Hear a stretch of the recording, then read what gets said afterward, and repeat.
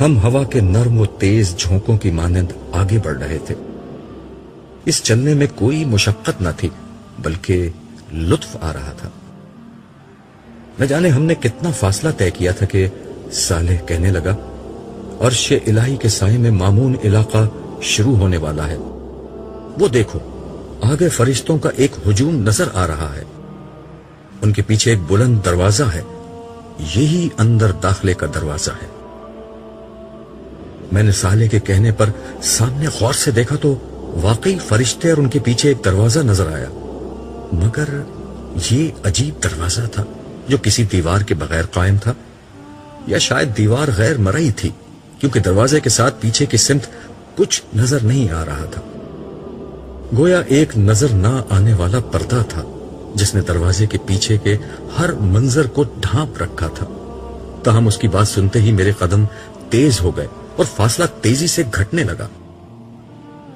دروازہ ابھی دور ہی تھا مگر فرشتے واضح طور پر نظر آنے لگے تھے۔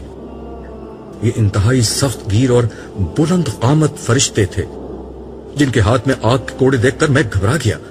میں نے صالح کا ہاتھ مضبوطی سے پکڑ کر اسے روکتے ہوئے کہا، تم غالباً غلط سمت جا رہے ہو، یہ تو عذاب کے فرشتے لگتے ہیں۔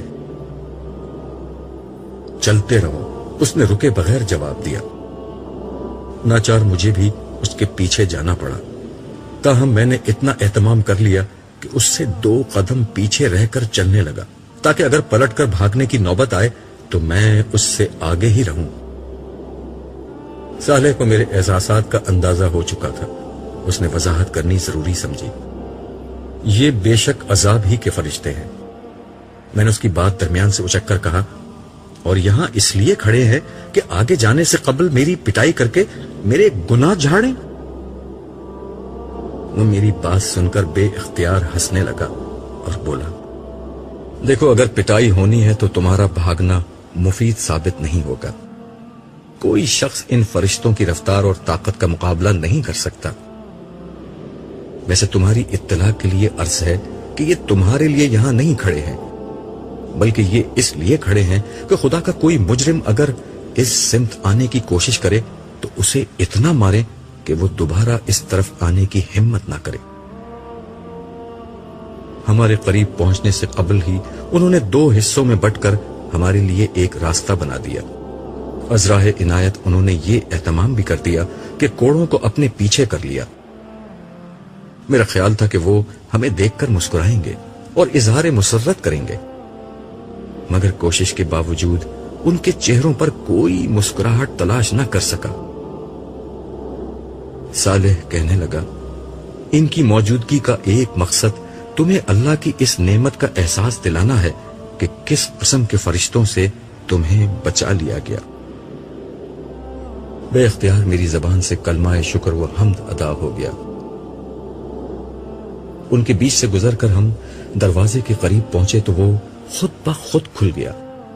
اس کے کھلتے ہی میری نظروں کے سامنے ایک پرفضا مقام آ گیا۔ یہاں سے وہ علاقہ شروع ہو رہا تھا جہاں عرش الہی کی رحمتیں سایہ فگن تھی۔ روح تک اتر جانے والی ٹھنڈی ہوائیں اور محسور کن خوشبو مجھے چھونے لگی تھی۔ ہم دروازے سے اندر داخل ہوئے تو دیکھا کہ دور تک فرشتے قطار در قطار کھڑے تھے۔ ان کے چہرے بے حد دلکش تھے اور اس سے کہیں زیادہ خوبصورت مسکراہٹ ان کے چہروں پر موجود تھی۔ یہ ہاتھ باندھے مؤدب انداز میں کھڑے تھے۔ ہم جیسے ہی ان کے بیچ سے گزرے، دعا و سلام اور خوش آمدید کے الفاظ سے ہمارا خیر مقدم شروع ہو گیا۔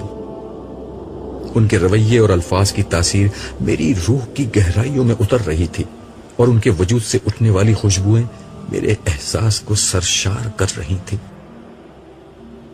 یہاں داخل ہوتے ہی مجھے یہ محسوس ہوا کہ میرے اندر کوئی غیر معمولی تبدیلی آئی ہے، لیکن اس وقت میری ساری توجہ فرشتوں اور یہاں کے دلکش ماحول کی طرف تھی، اس لیے میں زیادہ توجہ نہیں دے سکا کہ میرے ساتھ کیا ہوا ہے۔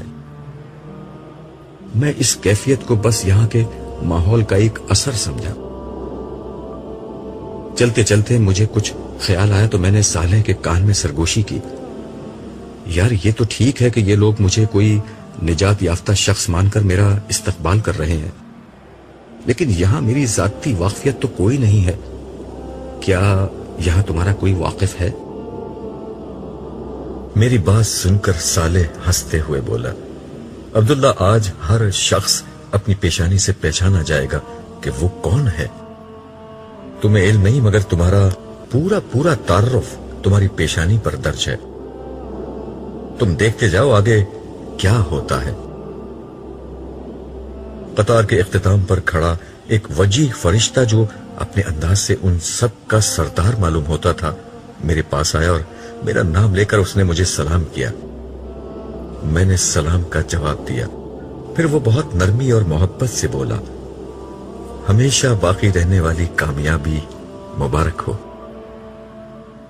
میں نے جواب میں شکر ادا ہی کیا تھا کہ وہ دوبارہ بولا، کیا آپ آئینہ دیکھنا پسند کریں گے؟ میری سمجھ میں نہیں آیا کہ اس نے یہ بات مذاق میں کہی تھی یا سنجیدگی سے، کیونکہ اس وقت آئینہ دیکھنے کی کوئی معقول وجہ مجھے سمجھ میں نہیں آ رہی تھی. تاہم اس نے میرے جواب کا انتظار نہیں کیا. ایک فرشتے کو اشارہ کیا اور اگلے ہی لمحے میرے سامنے ایک قد آدم آئینہ تھا. میں نے اس آئینے کو دیکھا اور مجھے یقین ہو گیا کہ اس نے میرے ساتھ مذاق کیا تھا، کیونکہ یہ آئینہ نہیں بلکہ ایک انتہائی خوبصورت اور زندگی سے بھرپور پینٹنگ تھی، جس میں ایک خوبصورت نوجوان بلکہ شہزادہ شاہانہ لباس زیب تن کیے کھڑا تھا.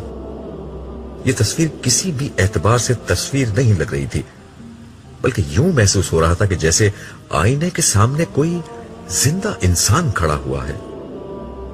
میں نے اس فرشتے کی طرف دیکھا اور مسکرا کر کہا، آپ اچھا مذاق کرتے ہیں مگر پینٹنگ اس سے زیادہ اچھی کرتے ہیں. مصور تو آپ ہی معلوم ہوتے ہیں، لیکن اس میں ماڈل کون ہے؟ فرشتے نے انتہائی سنجیدگی سے میری بات کا جواب دیا، پینٹر تو المصور یعنی مالک ذوالجلال ہے، البتہ ماڈل آپ ہیں. اس کے بعد اس نے صالح کو اشارہ کیا. وہ میرے قریب آیا اور میرا سر گھما کر دوبارہ پینٹنگ کی طرف کر دیا. اس دفعہ پینٹنگ میں اس نوجوان کے ساتھ صالح بھی نظر آ رہا تھا. میں حیرت سے کبھی صالح کو دیکھتا اور کبھی اس آئینے میں کھڑے دوسرے شخص کو، جس کے بارے میں ان دونوں کی متفقہ رائے یہ تھی کہ یہ میں ہی تھا. مگر یہ میں تو نہیں، میں نے بلند آواز سے کہا. جواب میں صالح نے یہ مصرع پڑھ دیا، اے جانے جہاں، یہ کوئی تم سا ہے کہ تم ہو. لیکن یہ کیسے ممکن ہے؟ میں تو ایک بوڑھا شخص تھا اور جوانی میں بھی کم از کم ایسا تو نہیں تھا. اس دفعہ میری بات کا جواب فرشتے نے دیا. آپ ناممکنات کی دنیا سے ممکنات کی دنیا میں آ گئے ہیں. آپ انسانوں کی دنیا سے خدا کی دنیا میں آ گئے ہیں. آج ہر شخص ویسا نہیں دکھائی دے گا جیسے وہ دنیا میں دوسرے انسانوں کو نظر آتا تھا، بلکہ آج ہر شخص ویسا نظر آئے گا جیسا وہ اپنے مالک کو نظر آتا تھا. اور مالک کی نظر میں انسانوں کی صورت گری ان کے گوشت پوش پر نہیں بلکہ ان کے ایمان و اخلاق اور اعمال کی بنیاد پر ہوتی تھی. آپ اسے دنیا میں جیسے لگتے تھے ویسے ہی آج اس نے آپ کو بنا دیا ہے. ویسے یہ عارضی انتظام ہے. آپ کی فیصلہ کن شخصیت اس وقت سامنے آئے گی جب جنت میں آپ کے درجات کا فیصلہ حتمی طور پر ہوگا. سر دست تو آپ آگے جائیں، بہت سے دوسرے لوگ آپ کا انتظار کر رہے ہیں. ہم آگے کی سمت بڑھ رہے تھے. مجھے اندازہ ہو چکا تھا کہ اندر داخل ہوتے ہی مجھے جس تبدیلی کا احساس ہوا تھا وہ کیا تھی. میری چال میں بہت اعتماد تھا. شاید یہ آئینے کا اثر تھا کہ اب مجھے یقین آنے لگا تھا کہ رب کعبہ نے مجھے سرفراز کر کے میرے بخت کو ہمیشہ کے لیے جگا دیا ہے. میری زندگی کے شب و روز اور اس میں پیش آنے والے مسائل اب میرے لیے خواب و خیال ہو چکے تھے. پچھلی دنیا کی محرومیاں، صبر اور محنتیں کبھی اس طرح بھی رنگ لائیں گی، مجھے اس کا قطعاً اندازہ نہیں تھا. قرآن کریم اور احادیث میں اگلی دنیا کا بہت کچھ تعارف پڑا تھا، مگر آنکھ جو کچھ دیکھ سکتی ہے، کان سنتے اور حواس محسوس کر سکتے ہیں، وہ الفاظ سے شعور تک بہت کم منتقل ہوتا ہے۔ آج جب یہ سب حقائق سامنے ہیں تو یقین نہیں آتا کہ مجھے یہ اندازہ تو زندگی ہی میں ہو چکا تھا کہ آخرت کی بازی میں جیت جاؤں گا، مگر اس جیت کا مطلب اتنا شاندار ہوگا، اس کا مجھے بالکل بھی اندازہ نہیں تھا۔ تمہیں ابھی پورا اندازہ نہیں ہوا ہے، سارے پتہ نہیں کس طرح میرے خیالات پڑھ رہا تھا۔ اس کے جملے نے مجھے چونکا دیا۔ اس نے اپنی بات جاری رکھی۔ اصل زندگی تو ابھی شروع ہی نہیں ہوئی، ابھی تو تم حشر کے عارضی مرحلے میں ہو۔ اصل زندگی تو در حقیقت جنت میں شروع ہوگی۔ اس وقت خدا کا بدلہ دیکھنا، اس وقت خدا کو داد دینا۔ سر دست تو آگے دیکھو، ہم کہاں کھڑے ہیں۔ اس کی بات سے مجھے احساس ہوا کہ میں اپنے ماحول سے بالکل لا تعلق ہو کر چل رہا تھا۔ میں نے نظر اٹھا کر دیکھا، ہم اس وقت ایک وسیع و عریض اور سرسبز شاداب میدان میں تھے۔ آسمان پر سورج چمک رہا تھا، اس میں روشنی تھی پر دھوپ نہ تھی۔ آسمان پر کہیں بادل نہ تھے مگر زمین پر ہر جگہ سایہ تھا۔ زمین سبز تھی، شاید اسی کے اثر سے آسمان نیلگوں کے بجائے سبزی مائل ہو رہا تھا۔ میدان کے وسط میں ایک فلک بوس پہاڑ تھا، محاورتاً نہیں، حقیقتاً فلک بوس، کیونکہ اس کی چوٹی جہاں سے ہم کھڑے دیکھ رہے تھے آسمان میں پیوست لگ رہی تھی۔ فضا میں ہر طرف بھینی بھینی خوشبو مہک رہی تھی۔ یہ خوشبو ہر اعتبار سے بالکل نہیں مگر انتہائی محصور کن تھی۔ ہماری سماعت ہمیں ان نغموں کا احساس دلا رہی تھی جو کانوں میں رس کھولنے والی موسیقی کے ساتھ چار سو بکھرے ہوئے تھے۔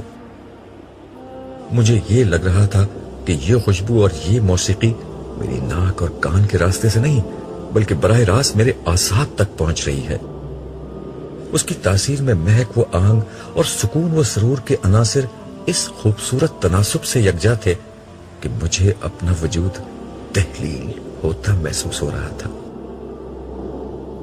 میں ایک جگہ رک کر کھڑا ہو گیا اور آنکھیں بند کر کے اس ماحول میں گم ہو گیا۔ صالح نے میرا انہماک دیکھ کر کہا، اس پہاڑ کا نام آراف ہے، آؤ اس کے گرد چکر لگاتے ہیں۔ میں ساتھ ساتھ تمہیں یہاں کی ساری تفصیلات سے آگاہ کرتا رہوں گا۔ میں جواب دیے بغیر سحر زدہ انداز میں صالح کے ساتھ ہو لیا۔ ہم نے دائیں طرف سے اپنا سفر شروع کیا۔ ہم کچھ دور ہی چلے تھے کہ پہاڑ کے ایک حصے پر امت آدم لکھا ہوا نظر آیا۔ میں نے صالح سے پوچھا، کیا یہاں آدم علیہ السلام ہے؟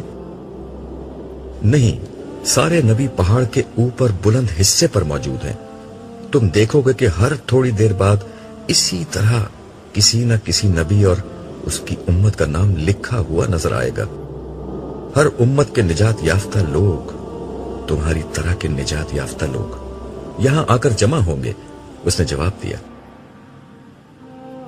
کیا مجھے امت محمدیہ کے کیمپ میں جانا ہوگا؟ اس پر میں نے اشتیاق سے پوچھا۔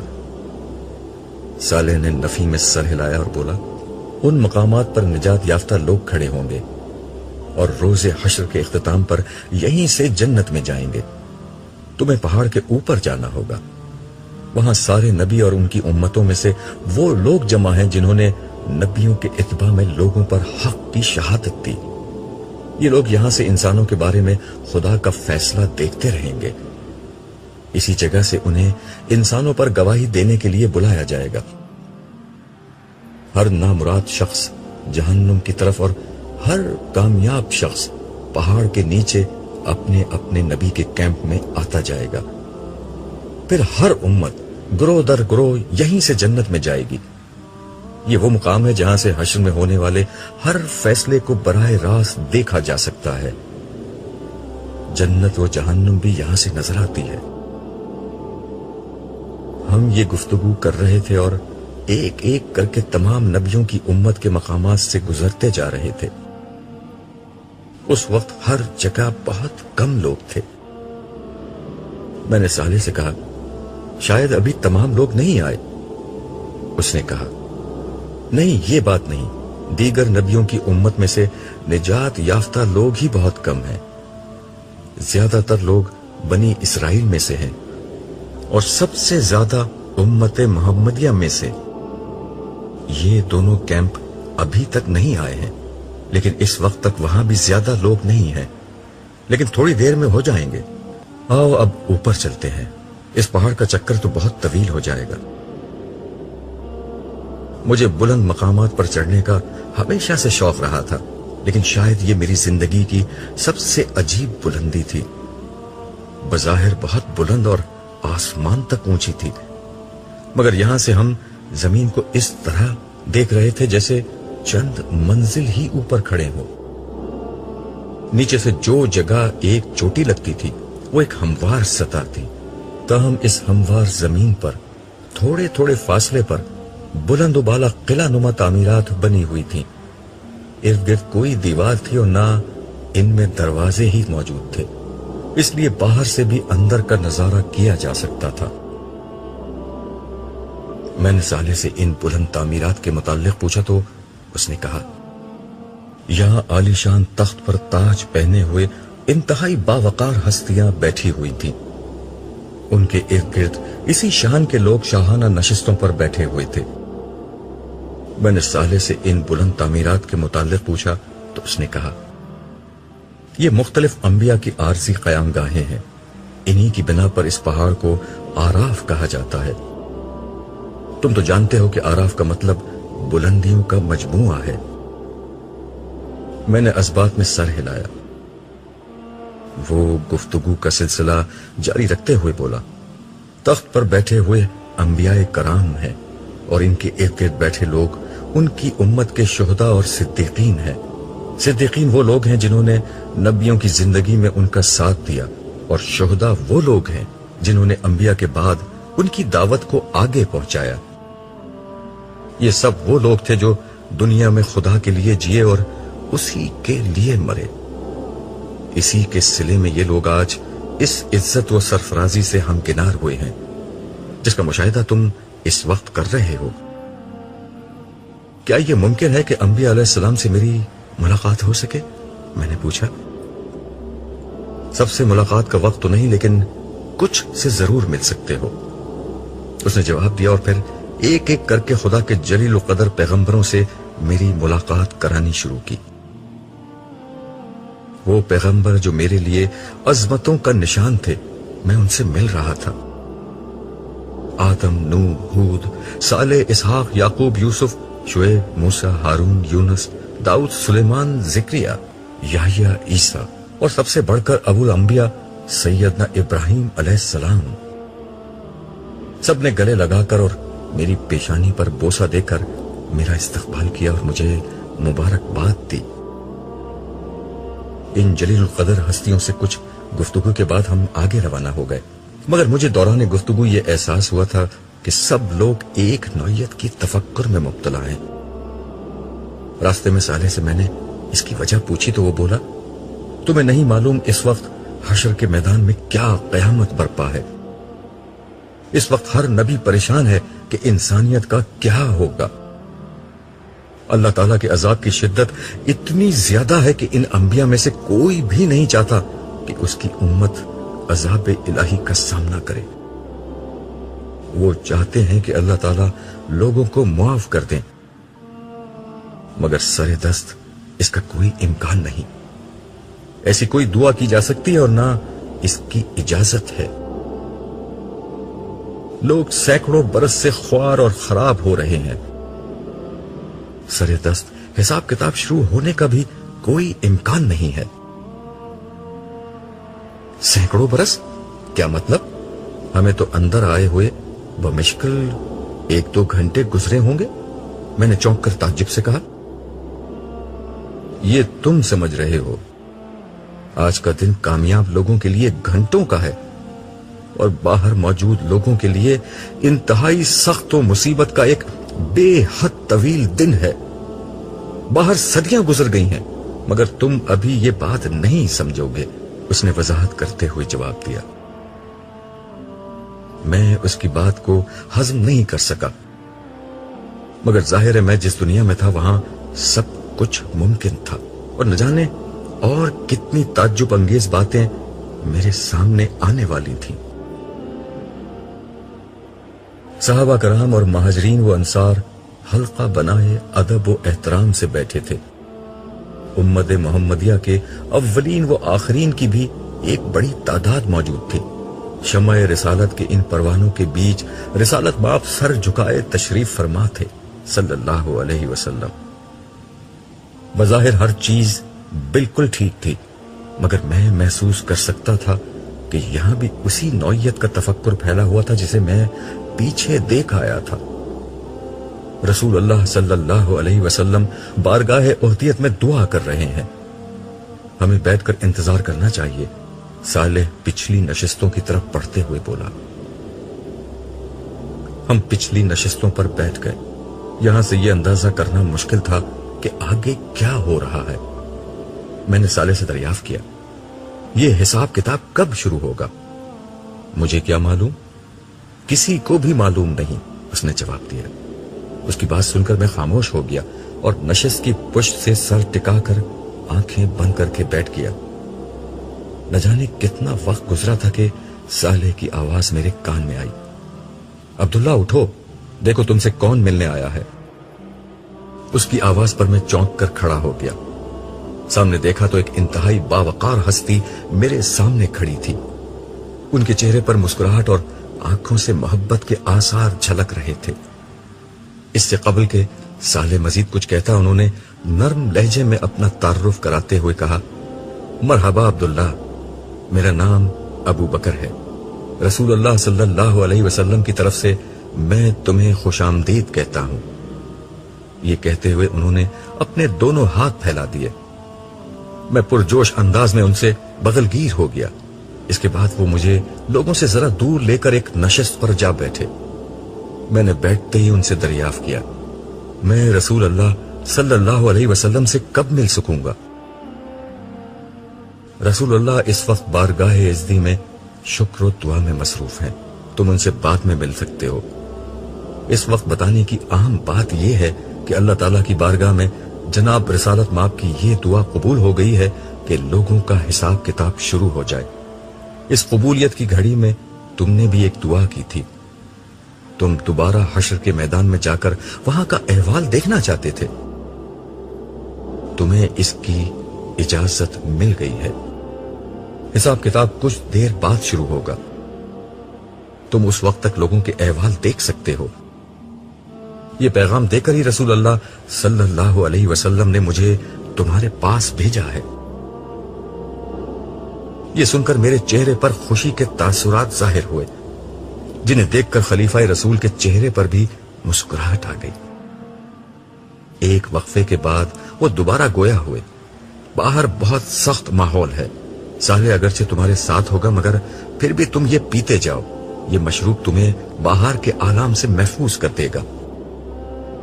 ये कहकर उन्होंने पास रखा सुनहरे रंग का जगमगाता हुआ एक गिलास मेरी सिमत बढ़ा दिया। मैंने दोनों हाथ आगे बढ़ाकर ये गिलास उनके हाथों से लिया और अपने होठों से लगा लिया। गिलास होठों से लगाते ही एक अजीब वाकया हुआ। मैं अगरचे बिल्कुल प्यासा नहीं था और ना किसी तकलीफ और बेचैनी ही में था, मगर जो तस्कीन मुझे मिली वो शायद सदियों के किसी प्यासे को भी पानी का पहला घूंट पीने पर नहीं मिलती होगी।